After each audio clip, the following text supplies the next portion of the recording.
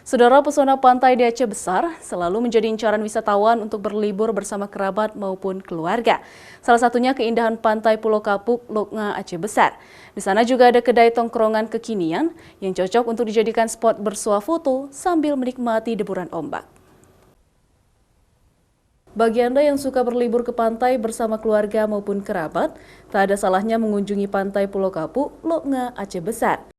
Untuk menuju pantai itu, Anda hanya membutuhkan waktu sekitar 45 menit dari pusat kota Banda Aceh. Di pantai ini terdapat kedai tongkrongan kekinian yang dikelola oleh anak muda. Hampir saban sore dipenuhi oleh muda-mudi untuk menikmati matahari terbenam. Selain itu, kedai ini memiliki bangunan yang unik yang menjadi daya tarik tersendiri. Bangunannya dibangun perpaduan kayu dan batu, ornamen kerang laut, dan diberi nuansa etnik bergaya vintage.